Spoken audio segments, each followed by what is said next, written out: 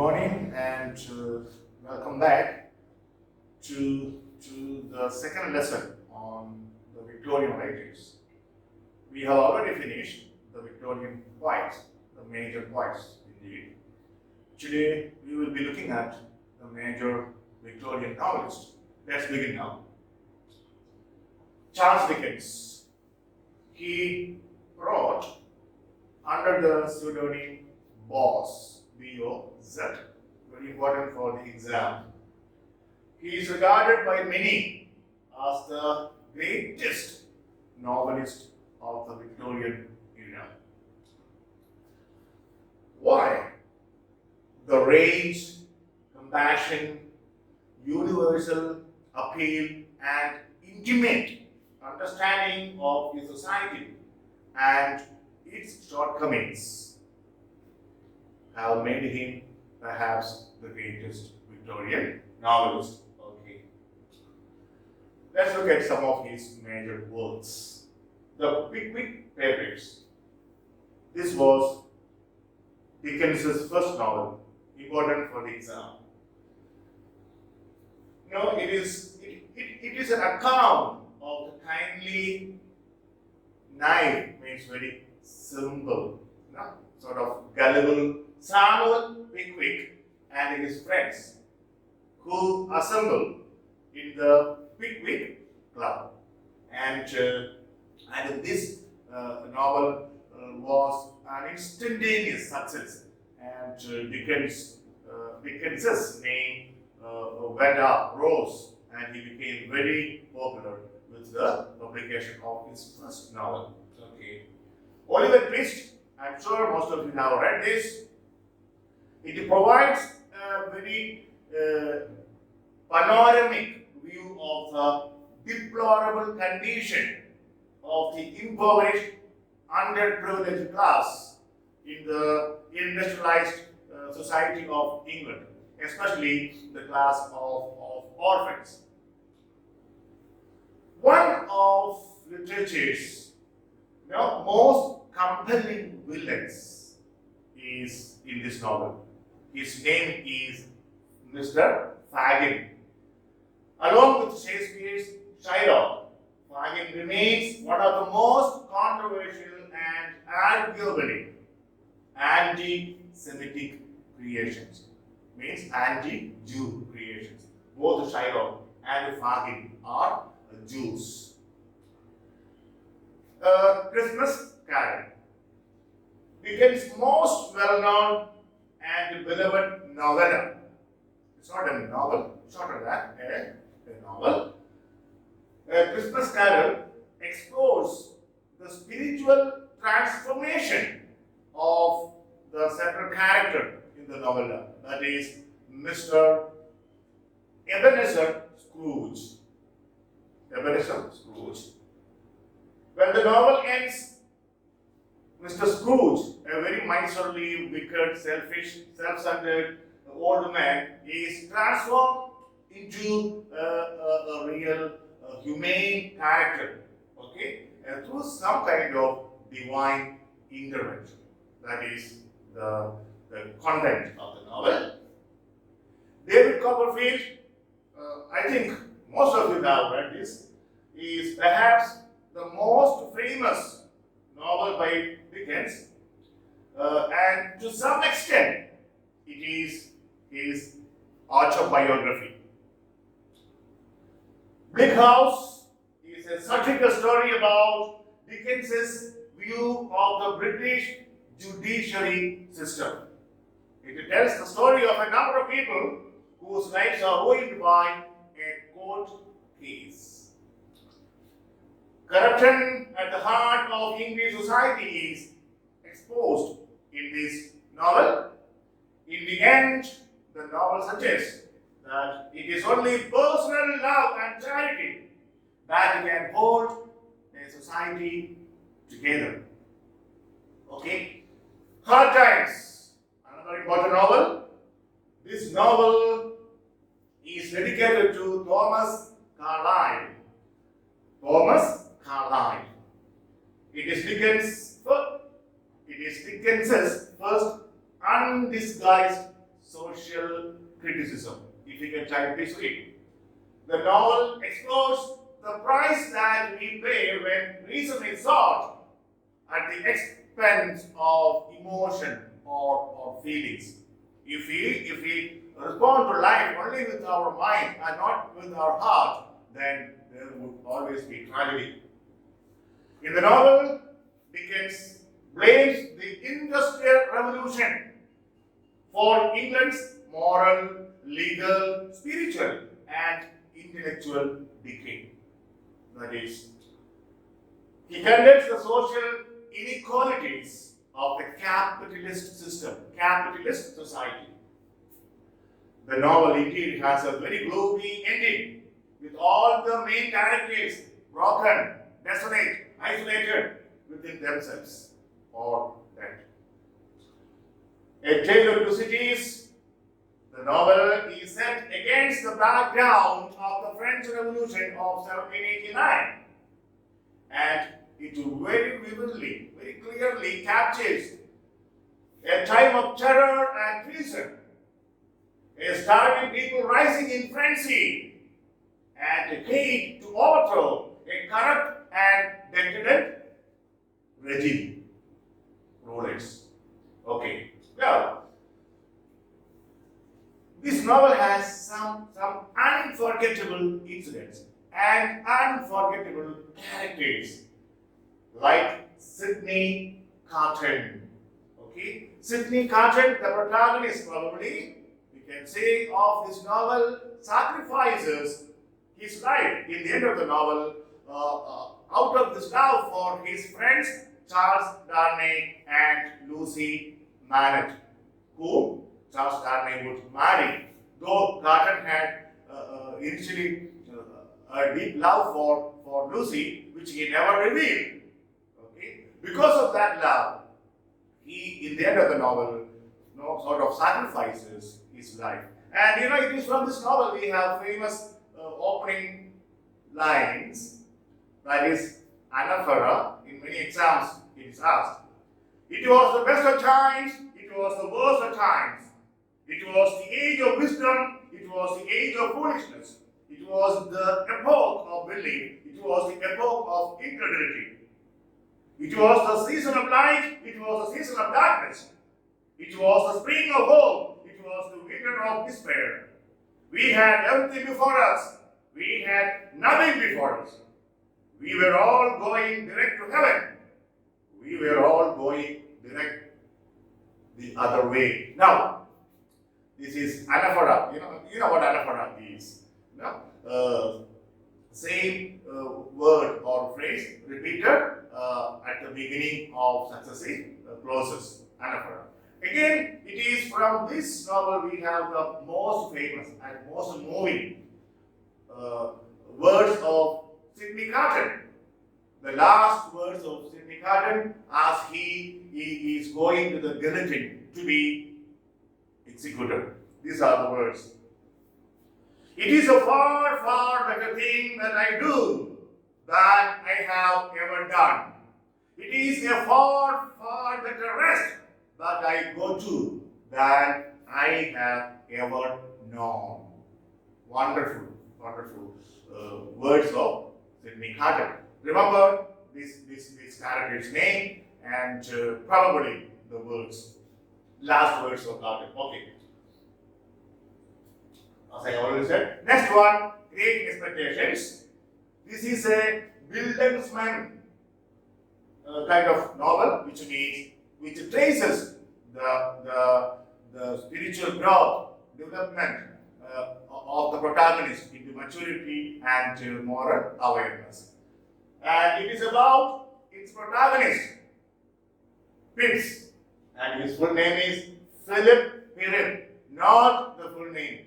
In 1 year, for BA English Honours exam conducted by IFLU, they asked what is the full name of Pitt, and they gave 4 options with the different spellings. So not the spellings here. Philip, P-H-I-L-I-P, Philip, Pirrip, P-I-R-R-I-P. Why he got this name, read the novel, because as a child he could not pronounce the full name. Philip, maybe, I don't know. So he called himself Pip. That is the story behind the short name. Okay. It is all about the moral and psychological development of the protagonist. That is Pip. It's full of social criticism indeed, especially criticism on education and the legal system of England at that time. Now, Pip's desire for improvement is the main source of the novel's title because he believes in the possibility of advancement, personal growth. He has great expectations about his future. That's how the title is chosen. Other novels or decades. He wrote, I think, around 1890 novels. Say Nicholas Nickleby, Little Dorrit, Our Mutual Friend, Romy and Son, The Battle of Life, The Old Curiosity Shop, Barnaby Rudge, then Martin Chuzzlewit. Okay, the last one, The Mystery of Edwin Drood, not finished. Important for the examination. The unfinished, which of the following is the unfinished novel of Charles Dickens? The Mystery of Edwin Drood.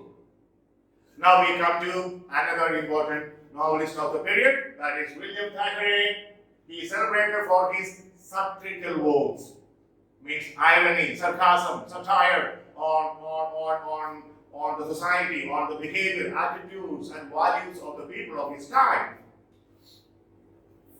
Most important, Vanity Fair. Now, it is subtitled as a novel without a hero, very, very important for the examination. It is a social satire and it gives a very panoramic view of English society of the time. Very important character, the unscrupulous Becky Sharp. Rebecca. Her name is Rebecca, but she is popularly known in the novel as Becky Sharp. She is the chief exponent of the people who inhabit Vanity Fair. Vanity Fair is an imaginary place. Okay, it's not a real place. The world of pretense and show, where pride, wealth, and ambition are the ruling values of the people. No other virtues. The novel engages with, as you can see in red color, greed, hypocrisy, vanity, pride, selfishness, deception, and manipulation to get what they want, even at the cost of others. And Becky Sharp is the protagonist, and she achieves all success during her lifetime, using all these negative qualities of a person. And of course, in the end, she lives in tragedy. Then it also deals with the theme of loyalty as displayed by only two virtuous characters. Remember their names, William Dobbin and Amelia Sedley. Remember these two names. Okay, other works, the Book of Snobs, then the history of Pendennis. It is kind of fictionalized autobiography. Okay. Then the history of Henry Esmond, Esquire. This is very important because in one exam they asked, okay, about whose rule or during whose rule, not during whose rule, about whose rule this novel was written. You see, Queen Anne. This is a historical novel written in 3 volumes and published in 1852. The period of the history is the reign of Queen Anne. Now, it is a notable English historical novel. Henry Esmond was a colonel in the service of Queen Anne, and it is about his life, his love affair and his final marriage and settled life. Okay. Remember, the character Beatrix in this novel is one of the great creations of Thackeray. Beatrix is not a very appealing character, but she is a character who engages our attention and our critical thinking. Okay, both our sympathy and also and our anger. Okay. The newcomers.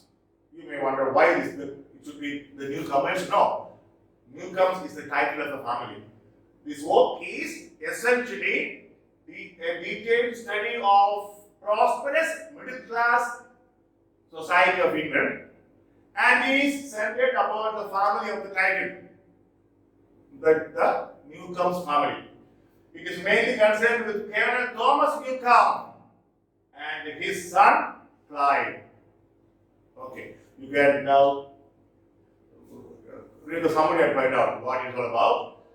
The Virginians, it is said partly in America, partly in England. It is concerned with the vicissitudes, okay, the tragedies and the ups and downs in the lives of two brothers, George and Henry Warrington. Just remember the names. Now we come to Thomas Hardy, my favorite writer. You must remember one thing, though Hardy lived in the 19th century. As you know, he was born in 1840 and died in 1928. But he wrote all his novels in the 19th century. Okay, his last novel, Good Obscure, was written in 1898 and then he stopped writing, 1925. Though he lived in the 19th century, Victorian period, but his works, some of his works are infused with modern spirit. So some historians include him, like Edward Albert, along with the modern writers, but which I think is not justified. Okay, now his major works, Far from the Morning Ground. Examination point of view, the title was taken from Thomas Gray's, we have already seen, famous elegy. Elegy written in a country, Churchyard. Okay. Now, what is this novel? This novel is an evocation of rural life. Okay, traditional rural life. And the story is about the taming of a tomboyish girl called Bathsheba Everdeen. And another important character in this novel is Gabriel Oak. O-A-K. Anyway, I can't go into the story. I wish I could. It's a very interesting story. You must read at least the summary. The Return of the Native. Again, in this novel, Hardy shows the conflict between nature or fate, represented by Acton Heath, the landscape, quite horrifying landscape, and human nature, represented by Eustacia Wilde, perhaps one of the chief characters of the novel. Again, the conflict here is between traditional life and modern life, emerging modern life. Now, the traditional life in the novel is represented by Clive Yorbright, who comes back from France, fed up with the modern life and wants to work in England. Okay. And his cousin Thomas Yorbright. These are the two characters who represent traditional way of life. And excuse me, the modern attitude is represented by Eustacia Wilde and Damon Wildeep, who have both of them have a tragic end. Next one, The Mayor of Casterbridge. The novel subtitle, A Man of Character. Important. It again demonstrates the conflict between the fast disappearing, the fast vanishing traditional rural life and the fast emerging modern way of agriculture, modern way of living. And this traditional way of living and traditional methods of farming, etc., are represented by the protagonist of the novel, Michael Henry, and the other modern way of farming and modern methods, modern values and attitudes are represented by Farfrae, a young man. Okay. Apart from that theme, the novel also has the theme of the contrast between authentic existence and inauthentic existence. And authentic existence is symbolized by Michael Henry, whereas inauthentic, inauthentic means insincere or dishonest, is represented by Farfrae again. Now, instinctual response to life and our capacity to bear our sufferings and our pains stoically are also some other obvious themes of the novel. Okay. Walter Allen regards this novel as Hardy's simplest and most successful tragic novel. This novel ends, with the words of Elizabeth Jane. Happiness is but an occasional episode in the general drama of pain, famous line. And Michael Henry once says, when he's encountering all tragedies, all pains and sufferings, after falling from a very prosperous state, even as the mayor of Castleville, he says, "My pain is not more than I can bear." That's powerful. Okay. Next one, the Woodlanders again. Like Far from the Morning Now is a celebration of traditional way of living, and the conflict between the rural and the urban, between culture and nurture, is presented very vividly in this novel as well. Test of the Deep Urban Wilderness. Subtitle: A Pure Woman. You must read this novel. You must read at least the Mary Castaway and Test of the Deep Urban Wilderness. Deep Urban Wilderness is title of a family. One of the main concerns of the novel is what purity is. Tess, under certain circumstances, is raped, and critics say half raped and half willingly. We do not know, but as the novel presents the events to us, she is raped, and then those days such a woman loses purity. So Hardy calls her a pure woman. A pure woman. So at that time, the Victorian society could not tolerate that, bear that. How could she be a pure woman when she was raped? So here, Hardy comes up with the big question: what is purity? Read the novel. Okay. Another theme of the novel is the destruction of the traditional rural way of life, the agrarian rural life with the dawn of modernism. So Tess's tragic life and her tragic death is a kind of metaphor for the destruction of innocence, purity, and the traditional and the rural way of life in England. Okay. Jude the Obscure. Jude the Obscure, the last novel of Hardy, I said 1895. The novel here attacks hypocrisy and double standards in British society of that time.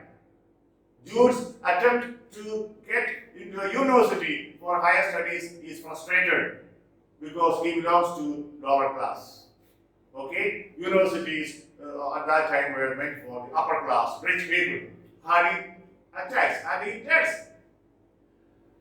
He tries to dismantle the Victorian belief that hard work, talent, and application are in themselves sufficient for individuals to achieve success and advancement. In other words, hard work and our ambition and our application, our talent, all these things are in themselves not enough. Not enough to achieve success. Another theme of the novel is the question: whether an unhappy marriage is preferable,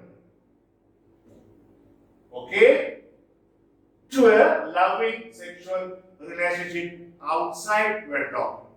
Oh, this created, this plunged Hardy into trouble.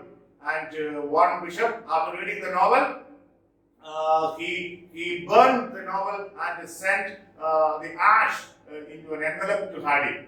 Another Australian lady wrote a letter to Hardy saying that after reading his novel, she opened the windows to get the fresh air because the novel was filthy. Because he allowed Jude, the hero, and Sue, the heroine of the novel, to live outside wedlock, to live together without marrying.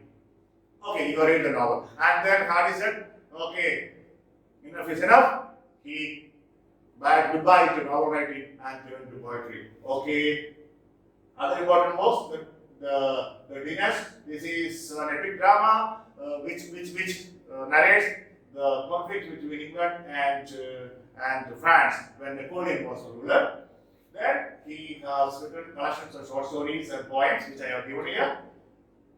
Not all individual poems are the Darkling Thrush, okay, and then it was written in December 1900, okay, and the poem reflects on the decay, on the destruction of Western civilization, and then suddenly he hears a bird thrush singing.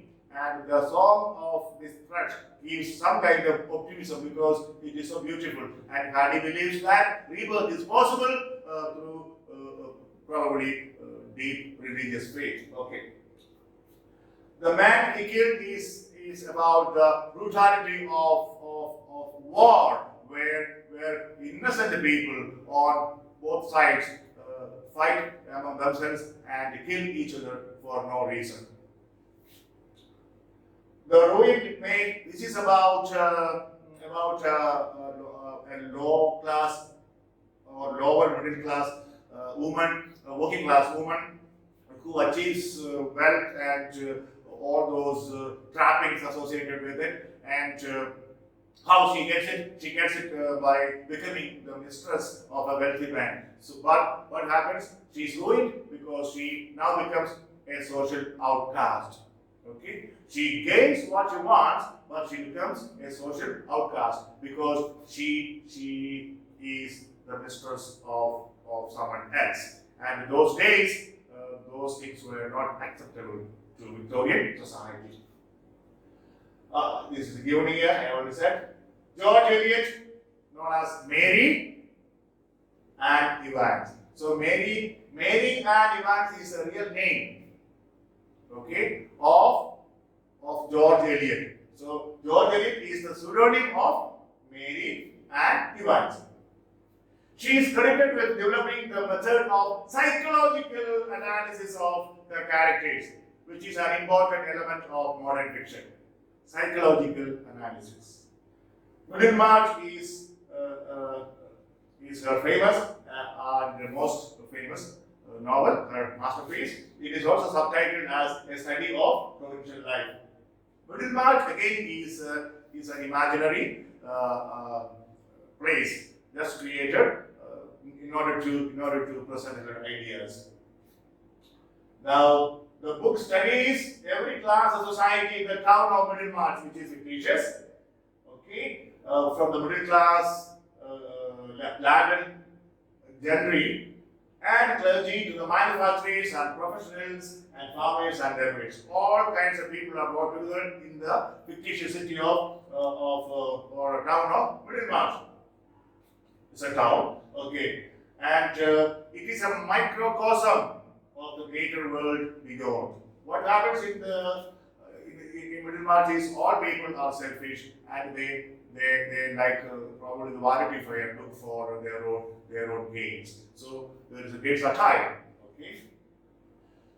Adam Mead is a novel of rural, semi-feudal English life. It is a dramatization of the sufferings of a subjugated and dependent class, the lower classes, which is always at the receiving end of the upper classes. Now, the theme is portrayed through the tragic story of a young farm woman. Remember the name, Kitty Sorrel, seduced by a wealthy gentleman, Captain Arthur Dayton, and then abandoned after being sexually desperate. Okay.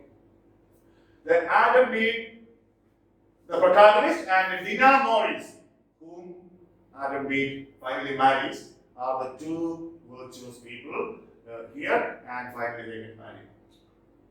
The Mill on the Floss is the autobiography of George Eliot. As I said, it is again a businessman kind of novel. It is her most autobiographical work. It chronicles the story of Maggie, who is George Eliot, and Tom Tulliver, who is her brother. And their story from childhood to adulthood is presented here. What happens, and it tells the brother-sister relationship, very healthy indeed, of course. But Maggie's inability to conform to the rigidly traditional society of her time.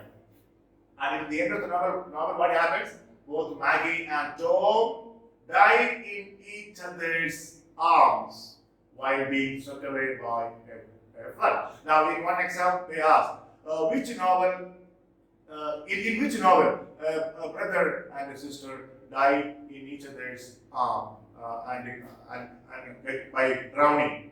So it is Mill on the Floss. So such kind of questions are asked quite often. Okay. Now, Silas Marner. Okay, Silas Marner. Yes, it is pronounced as Bajwe, I believe. Yes.